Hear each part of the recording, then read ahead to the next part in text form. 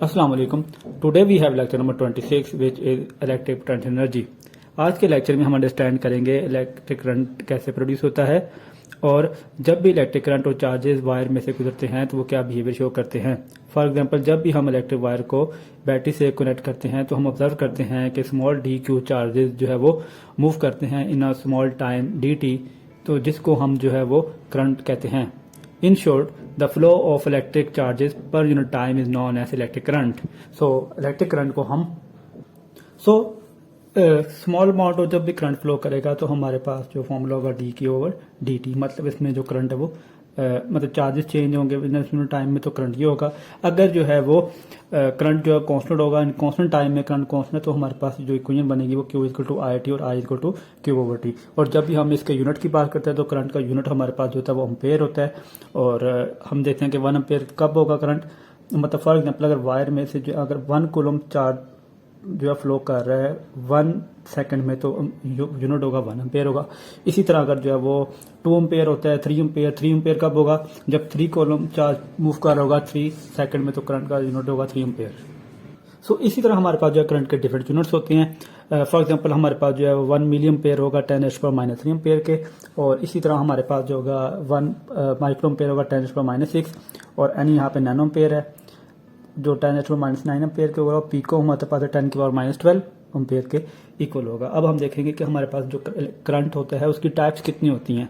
हमारे पास 2 types of current होता है, एक हमारे पास इलेक्ट्रिक करंट होता है और एक हमारे पास कन्वेंशनल करंट है। तो हम देखेंगे दोनों ही करंट है, तो इनमें जो डिफरेंस क्या है फिर let's see. So electric current जो होता है हमारे पास वो फ्लो करता है हमेशा बैटरी के जो है वो low potential to high potential जो है फ्लो करता है, उसका जो फ्लो होता है। और जब कन्वेंशनल करंट की बात करते हैं वो हमेशा फ्लो करेगा from high potential to low potential, जो है वो बैटरी की जो है वो हमेशा जो है फ्लो करता है। और अगर देखा जाए तो इनमें डिफरेंस क्या है, जो मेजर डिफरेंस है, जो मेजर डिफरेंस इनमें यह है कि both current have same magnitude, मतलब इन दोनों करंट की जो स्ट्रेंथ है वो तो सेम है, मैग्नीट्यूड तो सेम है, लेकिन इनका जो मेजर डिफरेंस है वो डायरेक्शन का है। सिमिलरली अगर शॉर्ट में कहूँ तो इन दोनों में जो मेजर डिफरेंस ये है, both current have same magnitude but opposite in direction. सिर्फ डायरेक्शन का फर्क है, फ्लो का फर्क है। इलेक्ट्रिक करंट बैटरी के from low potential to high potential flow करता है, और जो कन्वेंशनल करंट होता है वो हमेशा high potential to low potential flow करता है। So both have same magnitude but opposite in direction. So अब हम नेक्स्ट जो है वो मूव करेंगे। So resistance is the opposition in the flow of electric current is known as resistance होती है। और resistance की कब होती है, फॉर एग्जांपल जब भी चार्जेस जो है वो एक वायर में से जब मूव कर रहे होते हैं तो टेम्परेचर जो है वो समटाइम जो है इंक्रीज हो जाता है। टेम्परेचर जो है वो इंक्रीज करने की वजह से भी करंट हो जाता है। और इसके अलावा अगर रेजिस्टेंस अगर एक वायर है उसकी लेंथ जो है वो ज़्यादा है तब भी रेजिस्टेंस हो सकती है, अगर एरिया ज़्यादा है तो। सो हम कहते हैं जो रेजिस्टेंस सिंपली क्या है, opposition the flow of electric current. So resistance का अगर फॉर्मूला बात की जाए तो ये R equal to V over I है, और इसका अगर जो यूनिट है वो उसका यूनिट ओहम होगा। तो नेक्स्ट हमारे पास जो है वो ओहम्स लॉ है। तो ओहम्स लॉ की जो स्टेटमेंट है वो ये है कि the current flowing through a conductor is directly proportional to applied voltage across its end unless the physical condition of the system does not change. तो मतलब जितनी ज़्यादा बैटरी जो है वो वोल्टेज प्रोवाइड करेगी उतना ही ज़्यादा करंट जो है वो फ्लो करेगा। तो जितना ज़्यादा करंट मतलब जितना ज़्यादा वोल्टेज होगा उतना ही ज़्यादा करंट जो है फ्लो करेगा। और जो कंडीशन क्या है कि तो physical condition of the system तो चेंज नहीं होनी चाहिए। फिजिकल कंडीशन मतलब जो है वो टेम्परेचर वगैरह जो है ना वो सिस्टम का हमारा जो है वो चेंज नहीं होना चाहिए। So V directly proportional to I, और प्रोपोर्शनलिटी को खत्म करने के लिए हम कांस्टेंट लगाएंगे और इक्वल लगाते हैं V equal to I R। और यहाँ पे जो R आता है हमारे पास वो रेजिस्टेंस है, I करंट है, V वोल्टेज है। अगर आप देखें जो रेजिस्टेंस की हम डेफिनेशन निकालते हैं वो यहीं से निकालते हैं, ठीक है। तो R को I यहाँ से मल्टीप्लाई डिवाइड हो जाएगा तो रेजिस्टेंस आ जाएगा। सो जो रेजिस्टेंस हम पहले ही बता चुके हैं वो किस वजह से होती है, वो टेम्परेचर की वजह से जो है वो हो जाती है। तो टेम्परेचर इफेक्ट कहीं ना कहीं जो है वो रहता है। सो अब हम नेक्स्ट देखेंगे कि ग्राफिकली अगर हम इसको देखें तो ग्राफिकली जब हम देखते हैं कि जितना हम जो है मतलब वोल्टेज और करंट के क्रॉस जब हम ग्राफ बनाते हैं तो हम देखते हैं कि हमें जो है एक स्ट्रेट लाइन जो है वो मिलती है। तो स्ट्रेट लाइन हमें ये शो करती है कि जितना ज़्यादा वोल्टेज होगा उतना ही ज़्यादा करंट जो है वो उसके रिस्पेक्ट के बढ़ता जाएगा। अगर 1 वोल्टेज करंट है तो 1 एम्पेयर करंट होगा, 2 वोल्टेज करंट 2 एम्पेयर करंट होगा। और जब यहाँ पे जाके जब ये करंट की जो पीक है हमारे पास, जो ये स्ट्रेट लाइन जो है जब ये कर्व होना शुरू करती है, तो इसका मतलब वहाँ पे ये जो सिस्टम है वो ओहम्स लॉ को वे जो है नहीं करना शुरू करता। क्योंकि उस टाइम क्यों वे कर्व क्यों आती, कर्व इसलिए आती है कि जो टेम्परेचर है उसका अफेक्ट आ गया बीच में, टेम्परेचर इंक्रीज हो रहा है। ऐसे मटीरियल जो को ओहम लॉ को जो है वो ओबे करते हैं, हम उनको जो है वो ओहमिक मटेरियल कहते हैं। और ऐसे मटेरियल जो ओहम लॉ को ओबे नहीं करते, उसको फॉलो नहीं करते, हम उसको नॉन ओहमिक मटेरियल्स कहते हैं। अब नेक्स्ट हम जो है वो मूव करते हैं। अब हम देखेंगे कि जो रेजिस्टेंस होता है वो सीरीज में क्या बिहेवियर शो करती है और जो है वो पैरेलल में सर्किट में। इसके लिए हमने जो लेक्चर नंबर 25 में इस चीज़ को डिटेल से कवर किया, जब हमने कैपेसिटर वाले का आर्टिकल किया था। तो जनरल फिनोमेना जो है वो सेम था। जो सीरीज में होता है वो हमारे पास जो करंट तो सेम होता है, लेकिन वोल्टेज जो है वो चेंज होता है। अब हम जो है वो नेक्स्ट जो है वो मूव करते हैं और नेक्स्ट हम डिफाइन करेंगे कि अब हम वर्क करते हैं पावर क्या चीज़ होती है। जब भी करंट फ्लो करता है, when work is done on a charge, जब भी चार्ज पे कोई वर्क डन करेंगे, मतलब बैटरी जब उसको पोटेंशियल अप्लाई करेगी चार्जेस के, तो वो मूव करना शुरू करेंगे। उस तरह जो है वो करंट जो है प्रोड्यूस होता है। Work done per unit time हम नोन एज पावर। पावर का आमतौर पर जो यूनिट होता है वो हमारे पास, उसका यूनिट जो है वॉट होगा। पावर का यूनिट जो होगा वॉट होगा और जॉल पर सेकंड होगा। हम देखते हैं कि हमारे पास जब हम सर्किट की बात करते हैं तो उस केस में वर्क डन जो होगा, जो पावर होगी, वो हम किस तरह कैलकुलेट करेंगे। Let's start. हमें पता है कि जो वर्क डन होगा it will be dW equal to V dQ। दरअसल ये जो है dW यहाँ पे मतलब डेरिवेटिव, मतलब चेंज नहीं कर रहा है, मतलब स्मॉल जो वर्क डन होगा it will be equal to potential and dQ small charges. ठीक है। अगर हमने जो है, अगर इसको इक्वेशन नंबर जो है मैं 1 कह देता हूँ। इसी तरह हमें पता है जो करंट की जो इक्वेशन थी, हमने कहा था कि जब करंट को, तो it will B dQ over dt। अगर यहाँ से dQ की वैल्यू फाइंड आउट करनी है तो it will be I dt equal to dQ। इसको मैं इक्वेशन नंबर जो है वो 1 में जो है वो पुट कर देता हूँ। ठीक है। जब इसको मैं इक्वेशन नंबर 1 में जो है जब पुट कर दूंगा तो ये हो जाएगा d equal to VI dt। ये वैल्यू को जस्ट यहाँ पुट किया। V की जगह V as it is I dt। अब हमें पता है कि जैसे अकॉर्डिंग टू ओहम लॉ हमें पता है कि जो V है इक्वल टू I R होगा। अब हम क्या करेंगे, जो I R को है इसको यहाँ पे जो है वो V की जगह पे पुट कर लेंगे, इक्वेशन नंबर 2 में पुट करेंगे। जब हम पुट करेंगे तो हमारे पास जो dW आता है it will be I dot I R dt। ये हमारे पास जो dW होगा it will be I square R dt के जो है वो इक्वल आ जाएगा। हमने जो है वो इक्वेशन नंबर 3 कह दिया इसको, और हमें पता है कि जो पावर होती है it is dW over dt, work done per unit time. इस इक्वेशन को जो वैल्यू इसको हमको यहाँ पे जब पुट कर लेते हैं। जब इसको में पुट करेंगे तो हमारे पास इस इक्वेशन में जो dt है वो कैंसिल आउट हो जाएंगे। पावर हमारे पास आ जाएगी I स्क्वेयर R। यही वो चीज़ थी जो हमने जो है वो पावर कैलकुलेट करनी थी। इसकी जो है फिजिकल इंटरप्रिटेशन है वो मैं मेंशन कर देता हूँ। नेक्स्ट हमने जो है वो करना है अब हमने जो है इस जो एक इम्पोर्टेंट जो टर्म थी जो हमने जो है वो डिस्कस करनी थी, वो थी इलेक्ट्रोमोटिव फोर्स EMF। हम ये कहते हैं कि जो मोटिव फोर्स जो EMF होता है, ये एनर्जी होती है that is given to a unit charge. हम बैटरी जो है मतलब समझ लें कि जो एक यूनिट चार्ज को जितनी एनर्जी प्रोवाइड करती है ताकि वो जो है ना वो सर्किट में जो है फ्लो कर सके। एक क्लोज मतलब कि ये मैं आपको आसान लफ्ज़ों में बता दूं, बैटरी को एक कूलम चार्ज को एक एंड से दूसरे एंड में फ्लो करने के लिए जितनी एनर्जी प्रोवाइड करनी पड़ती है हम उसको जो है वो EMF कहते हैं। ठीक है। ये इलेक्ट्रोमोटिव फोर्स कह देते हैं। ये एक एनर्जी होती है, यूनिट नहीं होता। अगर इसका नाम हम जैसे पता है, नाम लिखा हुआ है कि electromotive force, it is not a force, it is just an energy. Next अब हम मूव करते हैं कि कंजर्वेशन ऑफ, जिस तरह हमारे पास एनर्जी होती है, लॉ कंजर्वेशन ऑफ मोमेंटम है या मैस है, कि हम जिस तरह ना तो हम मैस को क्रिएट कर सकते हैं ना तो डिस्ट्रॉय कर सकते हैं, इसी तरह एनर्जी को भी हम इस तरह ना क्रिएट कर सकते हैं लेकिन ना डिस्ट्रॉय कर सकते हैं, लेकिन उसको कन्वर्ट कर सकते हैं one form to another form. इसी तरह जो इलेक्ट्रिक चार्जेस होते हैं हम उनको भी जो है वो क्रिएट और डिस्ट्रॉय नहीं कर सकते, जस्ट इनको शिफ्ट कर सकते हैं। हमारे पास जो किरचॉफ लॉज हैं ये हमें हेल्पफुल करता है, हमें हेल्प करता है to understand the function of the electric circuit, कि इलेक्ट्रिक सर्किट में जो चार्जेस हैं वो कैसे बिहेव करता है, जो पोटेंशियल है वो किस तरह बिहेव करता है, उसको अंडरस्टैंड करने के लिए जो किरचॉफ लॉ है इसको जो है वो यूज़ किया जाता है।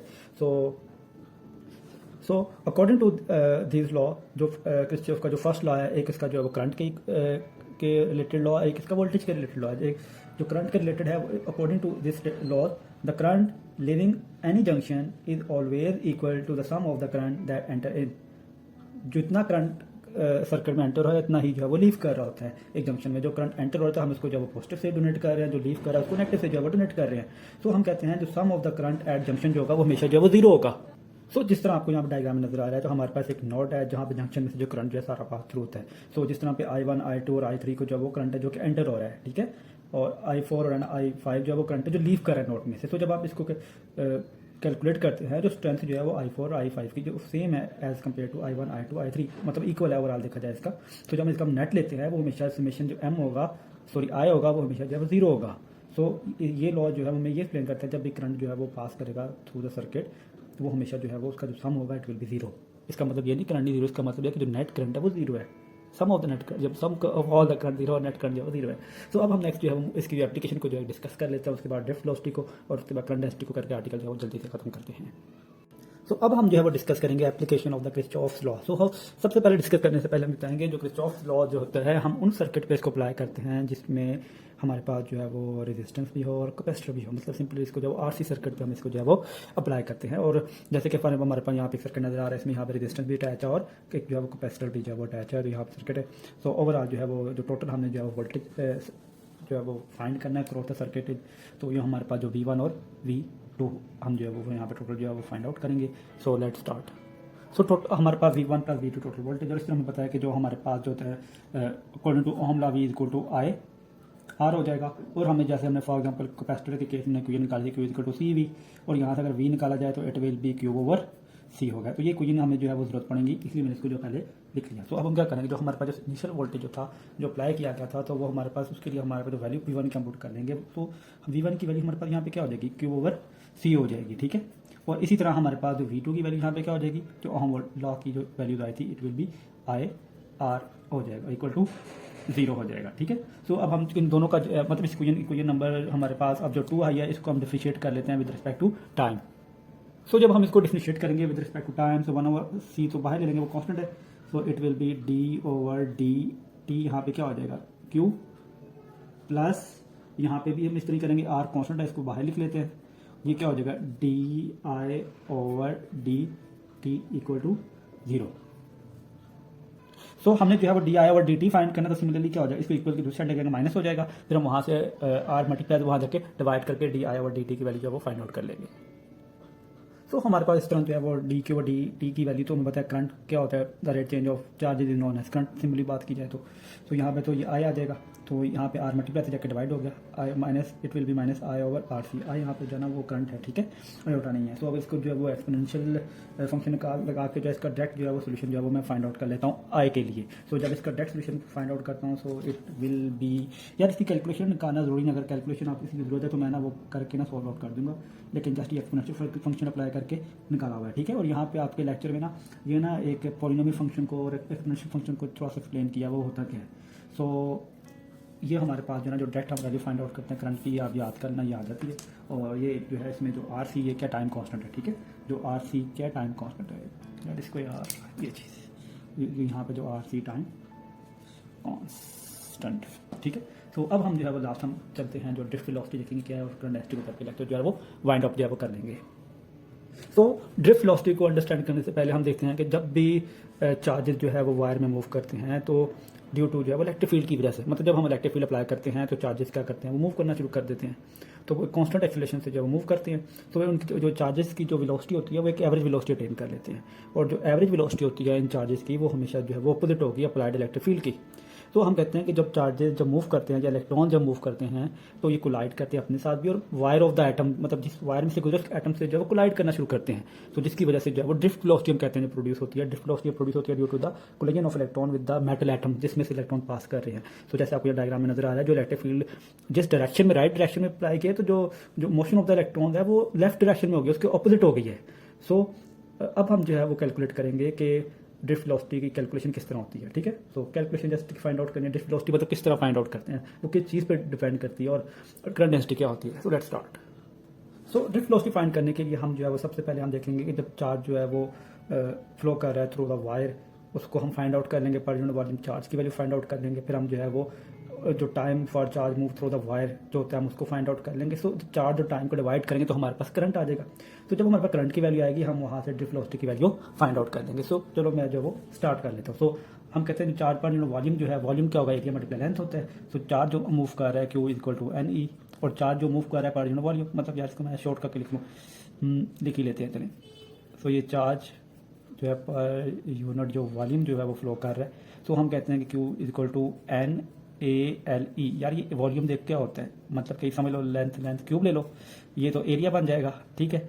और ये हमारे पास जो है वो लेंथ को L लिख दिया, ठीक है, ये वॉल्यूम आ गया। इसको उठा के जो है मैंने यहाँ पे वैल्यू के साथ ऐड कर दी, ठीक है। चार्ज पर यूनिट वॉल्यूम था इसलिए मैंने इसको AL जो है वो लिख लिया, ठीक है। तो L को ये कैपिटल L लिख लो या स्मॉल लिख लो, कोई मसला नहीं है। तो ये हमारे पास क्यू क्या, इसको ये नंबर 1 कह देते हैं हम। अब हम देखते हैं कि जो time for charge move through the wire वो किस तरह का। इसको समझाने के लिए यार मैं सिंपल, हमें जो है ना, हमने जैसे डिस्टेंस कोई 9th क्लास में पढ़ी हो गया इक्वल टू VT, हमने टाइम फाइंड करना तो क्या हो जाएगा, T इक्वल टू S/V हो जाएगा ना। यहाँ पे डिस्टेंस कितना है, मतलब कि L हो जाएगा और V क्या हो जाएगा, ड्रिफ्ट वेलोसिटी हो जाएगा। सो T हमारे पास क्या आ जाएगा, it will B S, length कितनी है वायर की L, और ये VD मतलब ड्रिफ्ट वेलोसिटी, ये T भी आ गया और Q भी आ गया। तो हमारे पास जो चार्जेस होती है, जो मेन इक्वेशन है, हम उसको मैं ब्लैक से लिख लेता हूँ, मतलब जो where it is my black, yes. तो I इक्वल टू क्या होता है, Q ओवर T। अब मैंने पता क्या करना है, चुप करके जो Q की वैल्यूज है इसको यहाँ रिप्लेस कर देना और T की वैल्यू को यहाँ पुट कर लेंगे। तो इनको पुट करके हम जो है वो करंट की वैल्यू जो फाइंड आउट कर लेंगे। सो ये वैल्यू मैंने जब पुट कर ली, या डिनोट जो जाके मल्टीप्लाई हो जाएगा, तो यहाँ पे ये L और L क्या हो जाएगा, L हो जाएगा, मतलब कैंसिल आउट हो जाएगा L। सो यहाँ पे हमारे पास जो I होगा, I की सॉरी जो VD की वैल्यू होगी हमारे पास, यहाँ पे ये मल्टीप्लायर है, ये जो सारा टर्म जो बच गया NA और E जाके डिवाइड हो जाएगी। So I will be NAE equal to VD। ये हमारे पास जो इक्वेशन वैल्यू हमने जो फाइंड आउट करी थी ड्रिफ्ट वेलोसिटी की, ये हमने उसके पे जो है वो फाइंड आउट कर ली, ठीक है। मतलब जो ड्रिफ्ट वेलोसिटी होगी हम कहते हैं कि वो डिपेंड करती है एरिया पे डिपेंड करेगी और नंबर ऑफ चार्जेस जो पास आउट कर रहे हैं किसी भी वायर में से। सो अब हम देखते हैं ये है in term of measuring current, ठीक है। सो ये हमारे पास जो ड्रिफ्ट वेलोसिटी कोई ना, यही in term of measuring current, जब आप करंट भी मेजर कर रहे हो तो तब हमारे पास ड्रिफ्ट वेलोसिटी की वैल्यू जो हुई होगी। सब हमने ला देखना है करंट डेंसिटी क्या होती है। सिंपल हमारे पास जैसे इलेक्ट्रिक फील्ड डेंसिटी होती है, मतलब इलेक्ट्रिक फील्ड पर यूनिट एरिया, इसी तरह हमारे पास पर यूनिट एरिया हमें देखना है कितना करंट फ्लो कर रहा है, उस चीज़ को हम कह देते हैं करंट डेंसिटी, मतलब करंट पर यूनिट एरिया। इसका अगर आप यूनिट लिखोगे तो उसका यूनिट कैसे लिखोगे यार आप लोग, ये तो इसका फॉर्मूला है, कोई मैंने डेफिनेशन में बता दी, current per unit area is known as current density, ठीक है। तो अब इसका यूनिट क्या होगा, करंट का यूनिट क्या होगा अम्पेयर, एरिया का यूनिट क्या होगा मीटर स्क्वायर, ऊपर जाकर -2 हो जाएगा, ठीक है। ये तो इसका यूनिट जो है वो निकाल लिया। एंड होपफुली आपको लेक्चर जो है अंडरस्टैंड हुआ होगा, और अगर कोई क्वेश्चन है तो आप जो है वो पूछ सकते हैं। एंड थैंक्स फॉर वॉचिंग, अल्लाह हाफिज़, बाय बाय।